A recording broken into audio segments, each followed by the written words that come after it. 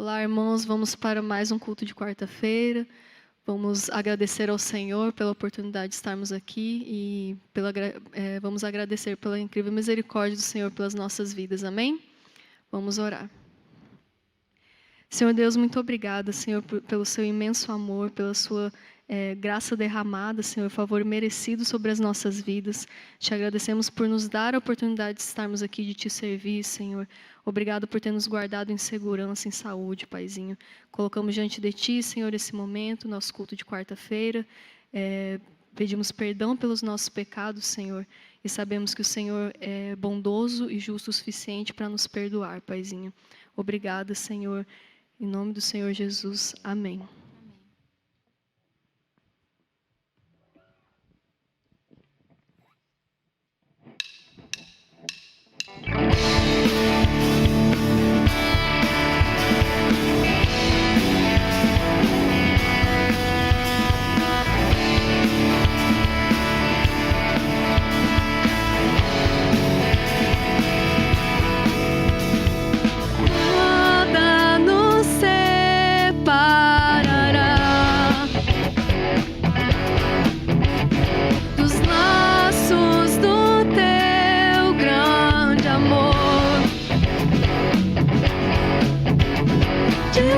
Ouvimos o amor que chama, paixão profunda, bondade e graça se derramando.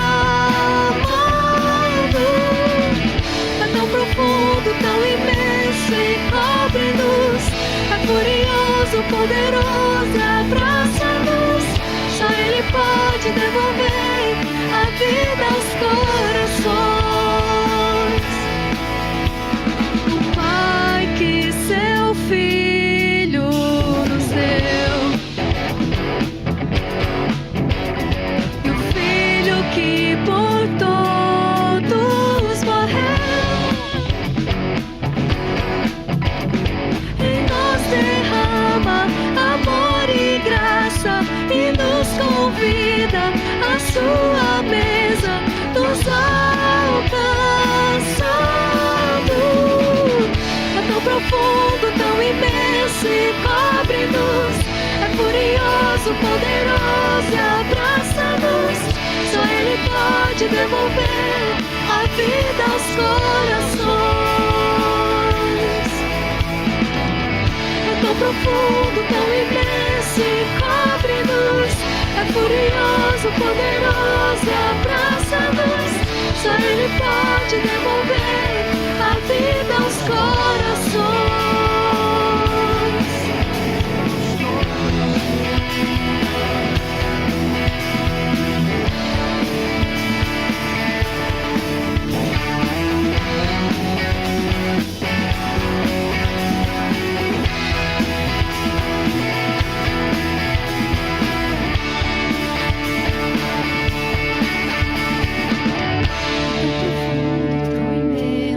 Cobre-nos, é furioso, poderoso e abraça-nos. Só Ele pode devolver a vida aos corações. É tão profundo, tão imenso e cobre-nos. É furioso, poderoso e abraça-nos. Só Ele pode devolver a vida aos corações. Profundo, tão imenso e cobre-nos.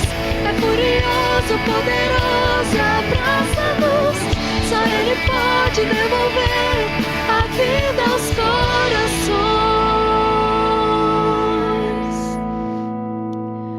Amém. Vamos agora estar focados então na busca ao Senhor. Eu creio que nesse tempo de isolamento, Deus tem nos direcionado a estarmos com Ele, a aprendermos mais dEle e com certeza aprendemos a não estarmos ansiosos, a descansarmos nos braços dEle. Amém? Vamos através desse louvor então declarar que o rio de vida do Senhor está sobre nós. Amém? Que nós o buscaremos de todo o nosso coração. Amém.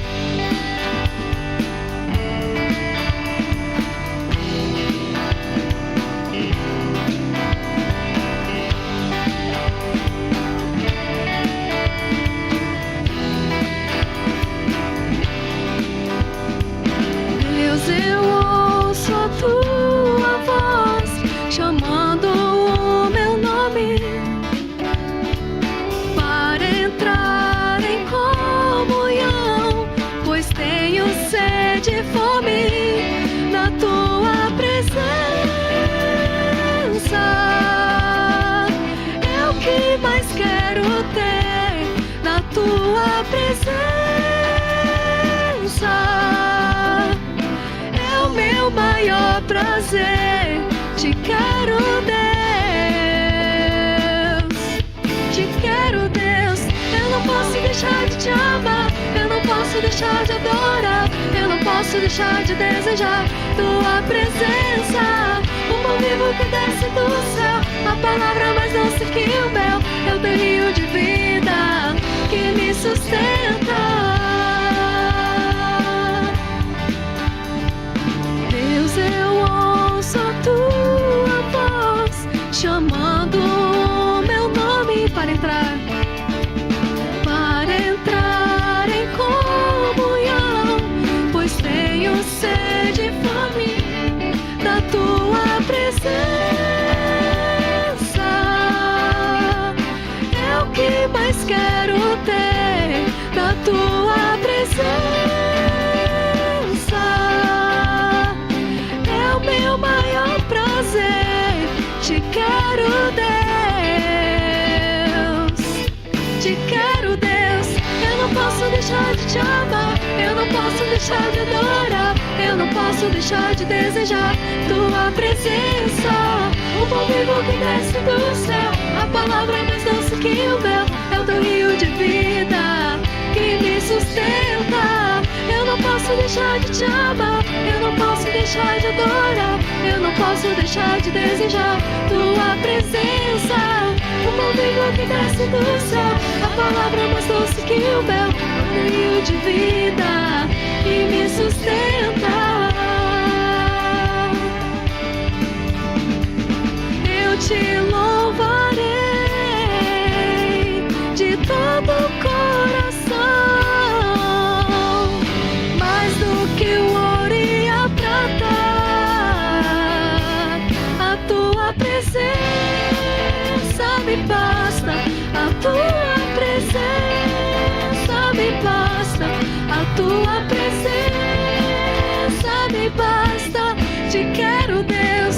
Eu não posso deixar de te amar. Eu não posso deixar de adorar. Eu não posso deixar de desejar tua presença.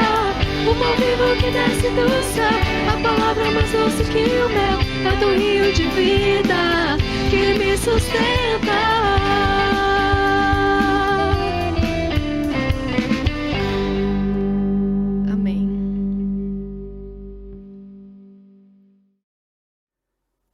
Olá, meus irmãos, tudo bem com vocês?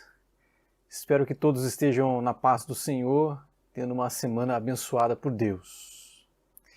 Meus queridos, nós estamos estudando o livro Crescimento Espiritual, de Jerry Bridges. Na primeira parte, nós vimos a necessidade de crescimento espiritual.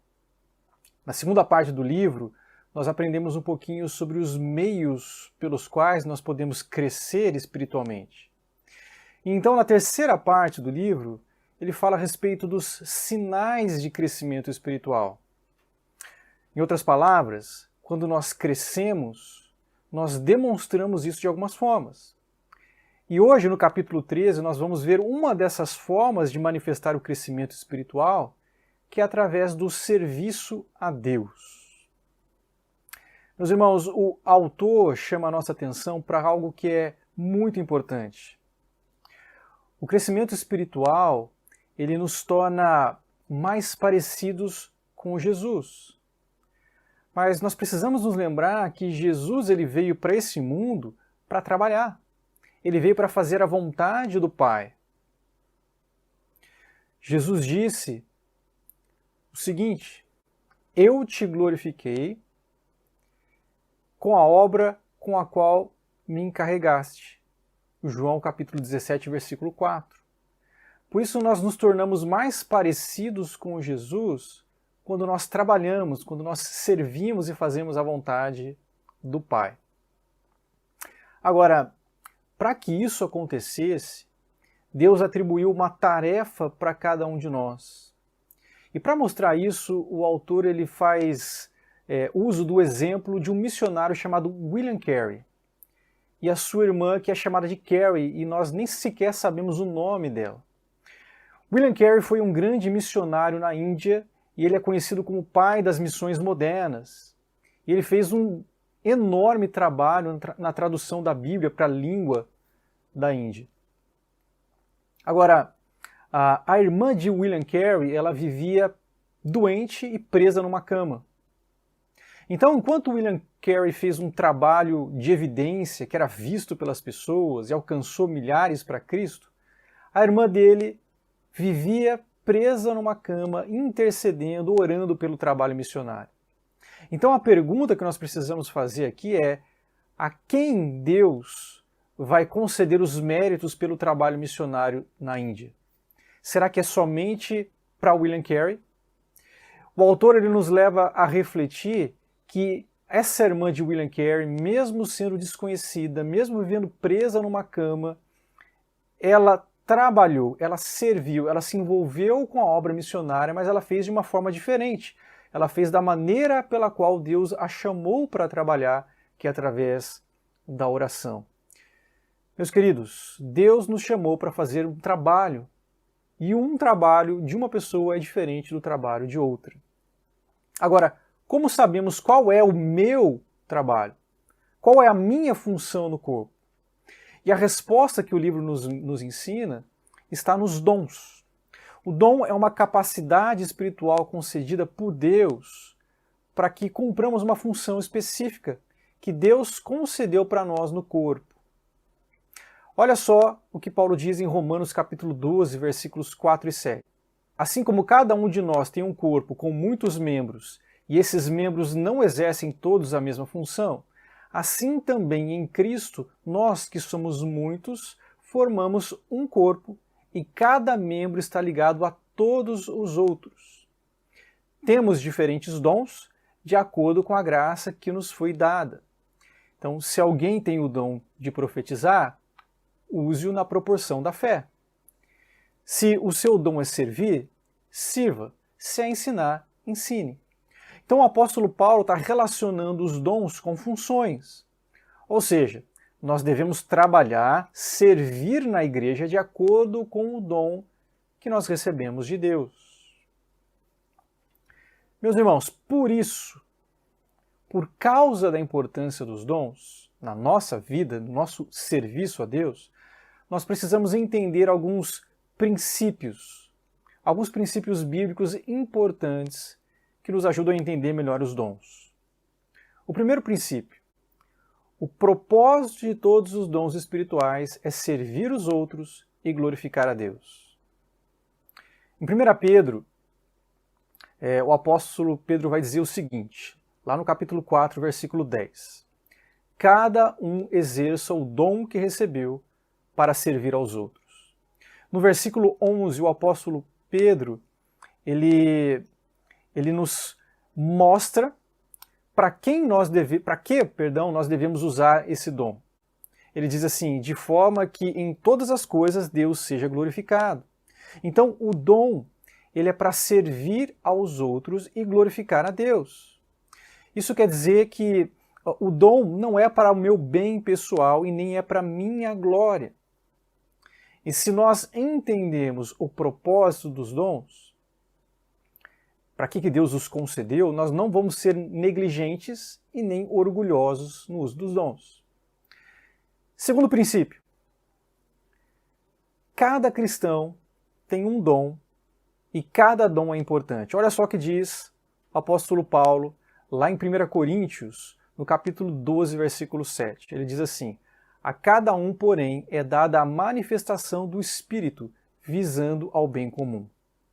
Então vejam, o apóstolo Paulo ele é claro quando ele afirma que cada um recebe uma manifestação do Espírito, que no contexto aqui significa os dons, e esses dons eles visam o bem comum, ou seja, eles são importantes para a edificação do corpo. E é importante nós entendermos isso porque algumas pessoas agem como se elas não tivessem nenhum dom, né? Ou então como se ele não fosse importante. E quando você não usa o seu dom, você está privando a igreja de ser abençoada, de ser edificada pela ação do Espírito Santo através da sua vida. Então, por isso, faça bom uso daquilo que o Espírito Santo lhe confiou. Terceiro princípio. Os dons, eles são soberanamente concedidos por Deus. Olha só o que o apóstolo Paulo diz em 1 Coríntios 12, 11.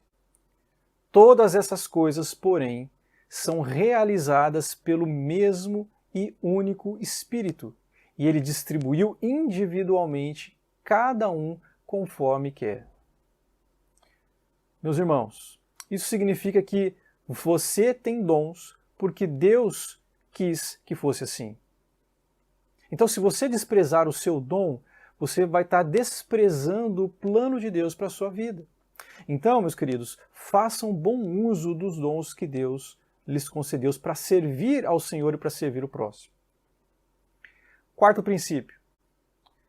Todo dom é concedido pela graça de Deus. Em Romanos, o apóstolo Paulo diz o seguinte, Romanos 12, 6. Ele diz assim, temos diferentes dons de acordo com a graça que nos foi dada. O dom, então, meus irmãos, ele é uma graça que nos foi dada. Não importa se você se acha alguém que é digno ou indigno. Os dons, eles não são dados por merecimento, eles são um ato gracioso de Deus. Não importa se você acha que merece um dom, você tem um dom e ele foi dado não porque você merece, mas por um ato gracioso de Deus. Então, por isso, use o seu dom, mesmo que você se ache indigno dele. E você é realmente. Nós somos. Agora, por outro lado, não se orgulhe do dom que você tem, porque você não o merece, ninguém merece. Quinto princípio.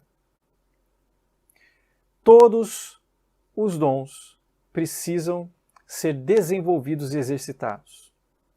Em 2 Timóteo, capítulo 1, versículo 6, o apóstolo Paulo chama Timóteo a reavivar o dom de Deus que estava sendo negligenciado. Em 1 Timóteo, no capítulo 4, no versículo 14, o apóstolo Paulo diz ali para Timóteo não negligenciar o dom que lhe foi dado.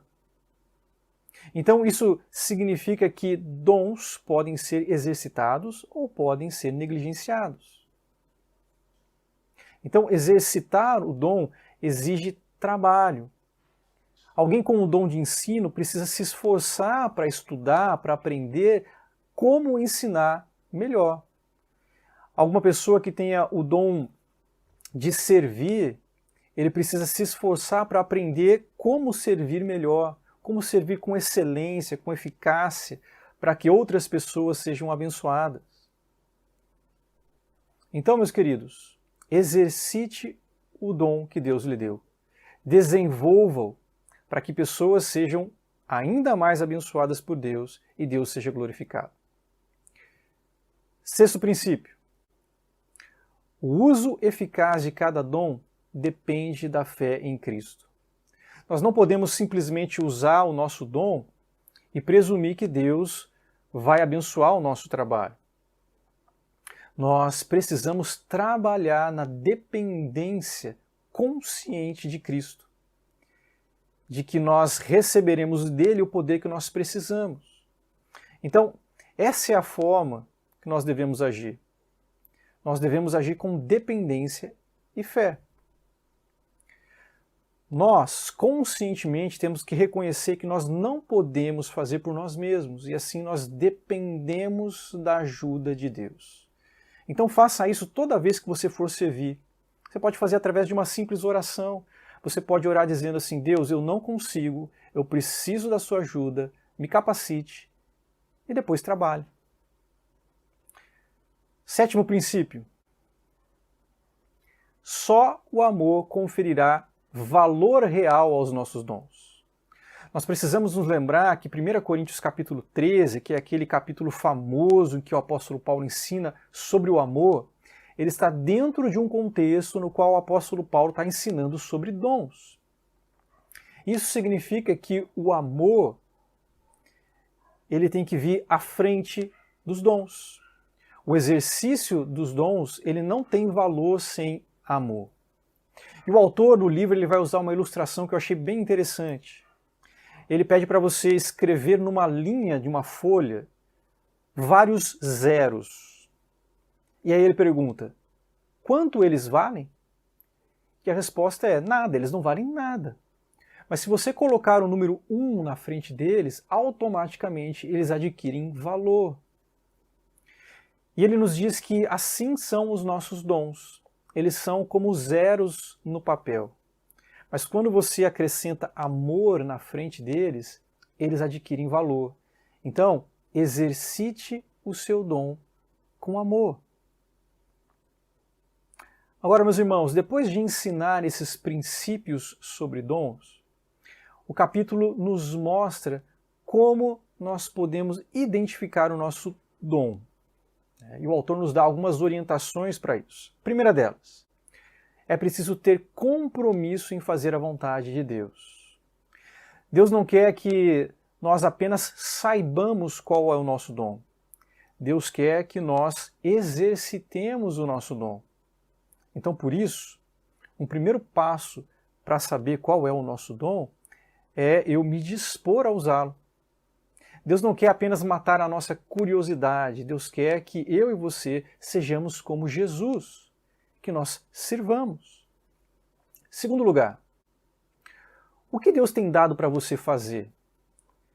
Ou o que Deus não tem dado para você fazer? É possível que Deus esteja conduzindo você a descobrir o seu dom através de oportunidades que Ele lhe dá. Agora, por outro lado, se você acha que tem um determinado dom, mas nunca surge uma oportunidade para você servir nessa área, talvez você deva começar a se questionar, será que eu realmente tenho esse dom? Terceiro lugar, considere os resultados do serviço. Se você serve em determinada área, e isso traz bênção, traz edificação para as pessoas, isso é um indicativo de que Deus está usando a sua vida nessa área. E que Ele pode estar capacitando você para isso. Então, esteja bem atento para o retorno que as pessoas te dão, especialmente para aquelas pessoas mais próximas, aquelas que estão envolvidas com você em determinado serviço ou ministério. Verifique a confirmação de outros cristãos do seu serviço. Talvez esse seja o maior indicador dos dons. Meus queridos, Deus nos chama a sermos como Jesus. Jesus serviu e logo nós devemos servir. E a principal forma pela qual Deus quer que nós sirvamos é através dos dons que Ele mesmo nos deu. Então, meus queridos, sirva ao Senhor, sirva com os seus dons. E Deus vai conceder para você satisfação naquilo que você está fazendo. Não quer dizer que haverá ausência de problemas, mas haverá contentamento. E vidas serão edificadas para a glória de Deus. Seja um servo, assim como Cristo foi. Que Deus o abençoe, meu irmão, e até a próxima.